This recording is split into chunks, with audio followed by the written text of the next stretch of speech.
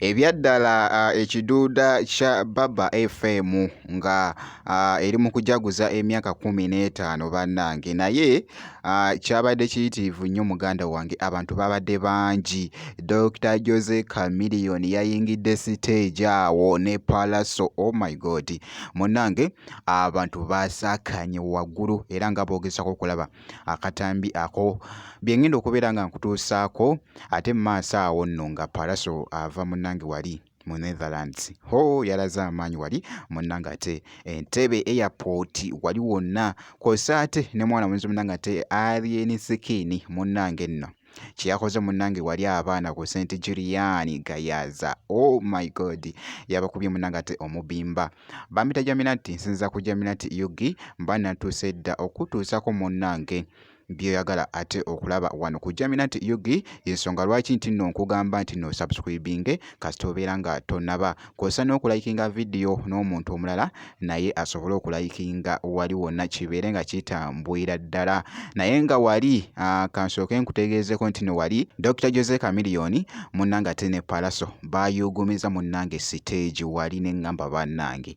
By the way akatambi kano kabadde ka tradinga nnyo ku mukutu ogwa TikTok eside eyo, era nga bw'olaba awo Pallaso ya performance ku stage, kw'ossa ate ne mwana mulenzi munnange ate Dr. Jose Chameleone wali wonna. Oh my God byabadde ate bitya, kansooke nkulageko ko embeera nga bwe yabadde awo.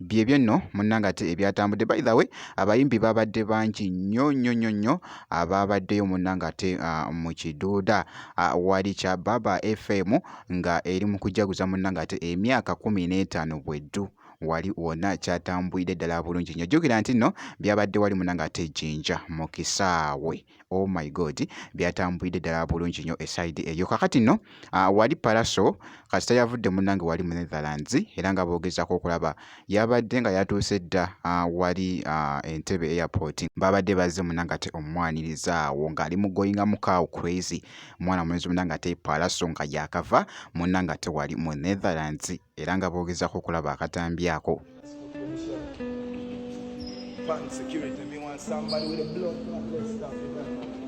Oh my God, it's my younger baby.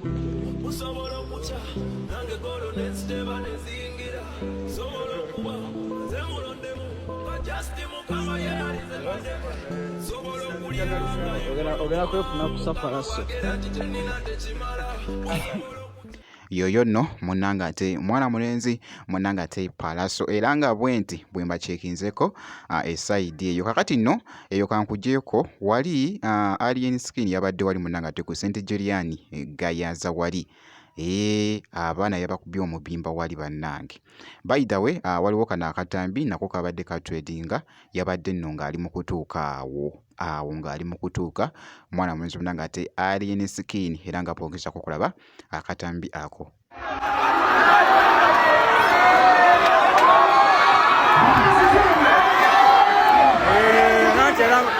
Abayingidde ndeki naawe ndekimu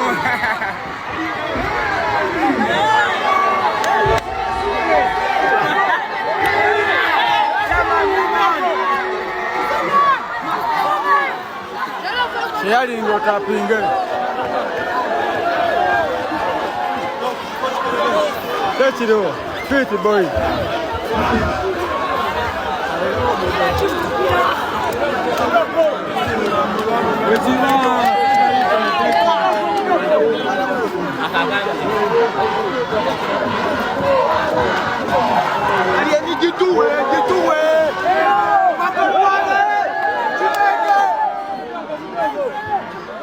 twakwagala dda.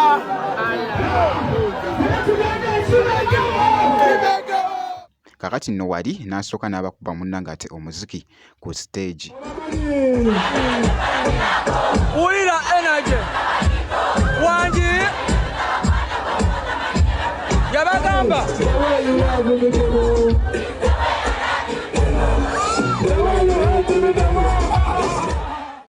era nga boogezako okulaba abaana munnange ate banyumiddwa, munnange ate enguliko y'omwana munnange ate alien skin eside eyo, era nga bwenti bwe nkoze omukyekingako ngenda kubeera nno nga nkomawo ku maaso awo. Kakasa nti no video ogimpeera like kosa ate no kusubscribinga kasita obeera nga tonaba. Bampita nati sinza kujamina teyogi, ngenda kubeera nga nkomawo ku maaso eyo n'ebirala.